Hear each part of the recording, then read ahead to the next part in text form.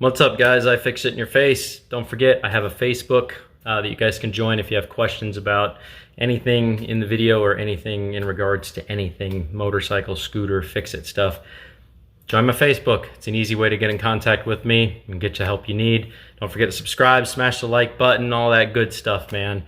I make these videos for you guys. I don't make them for me. You can help me by dropping a subscription. Join the Facebook. I'm telling you, man, join the Facebook. If you're trying to get in contact with me, it's the easiest way to do it.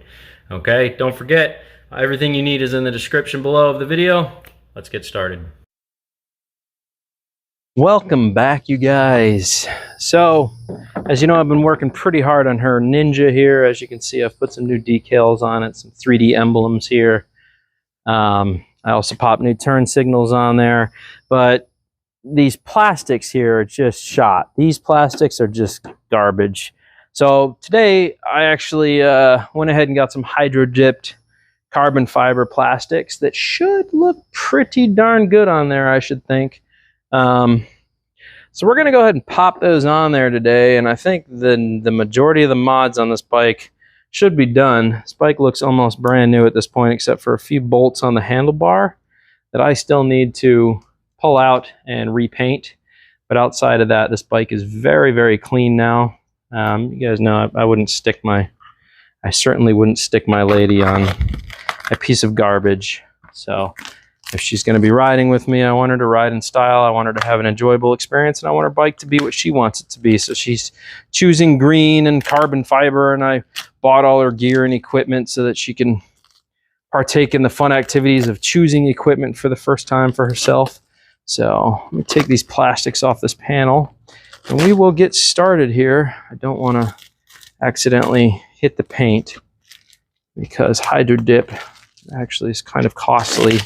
So, but this should complete this bike at that point for the most part, and then we'll start focusing on getting her license and taking the class and all that. And you know, my buddy Clinton just got his bike on the road, his 300R. So we are making leaps and bounds in the right direction. So let's pop these on there today. Let's have a look at how that's going to be. Oh yeah. Overall look increased. I like it. I like it. I like it a lot. So I'm hoping I don't have to remove the seat. I don't think I do. I think it should just pop off there. I don't think there's another screw other than this placement up here. If I'm wrong about that, I'll change it. This is a setting 5. It's been a minute since I've had this bike apart. So this was the flood damaged motorcycle, and I actually got the whole story behind this bike. It actually was recovered from the bottom of the Gulf of Mexico. So this was a horribly flood damaged bike. And yeah, so that's how easy it is to pull those side covers off. I'm going to resell that one because these things are actually kind of expensive and hard to get your hands on. So if somebody could use that out there, I will make sure that they have it. I'll make sure that they get their hands on it. So let me pop these into their joint brackets. There's just little push tabs behind here, and we'll do both sides this way. And that should pop into place just like that. Beautiful. I like it. I like the way it looks. I do. I like it a lot.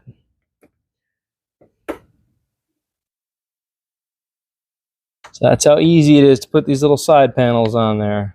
Not much to it. So there you go. So I'll do the other side like that because it's going to be exactly the same. And that cleaned up really nice. I like the look of that. So let me do the other side, and then I'll give you an overall look of the bike. So there you go. Overall look of the bike now that it's pretty much done. Oh man, cleaned up great. This bike cleaned up perfect. Remember, this thing was at the bottom of the Gulf of Mexico. It got dropped, being unloaded from a ship platform. It was being transferred somewhere, and they dropped it in the water accidentally. So there's those new carbon fiber panels. They look pretty good. I am going to get a rear seat eliminator. I'm going to put a cowl eliminator on here because it'll cover all this and it'll look better with the high rise on the back. I'll show you a little picture of that up here in the left hand corner. Did fit the exhaust, so that's all good. We are going to get a new tank protector at some point, but still looks all right now. It's just a little sun faded. So there you go. Her bike is pretty much done. There's not really anything left to do to it. It's clean, ready to rip, chip. Like I said, outside of just a little bit of painting, I got to remove these mirrors, you know, kind of go through and figure out some of the bolts that are missing and replace those. But for the most part, everything's sturdy. It's a mechanically sound ride. I did put her phone holder on there, and I want to take off the triple tier at some point and repaint this and repaint those screws.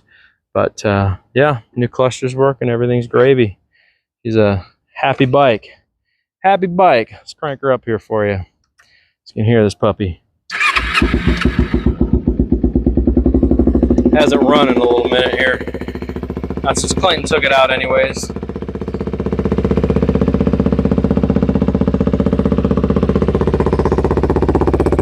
Gotta warm up here a little bit for a sec.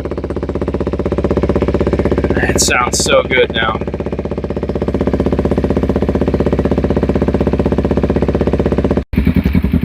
Removed my lavalier wireless microphone because I'm sure it was catching a lot of back feed. It's very sensitive.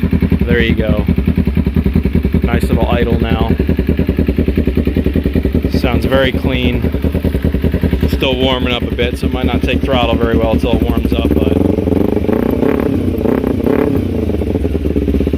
there you go. You can tell it's still warming up slightly.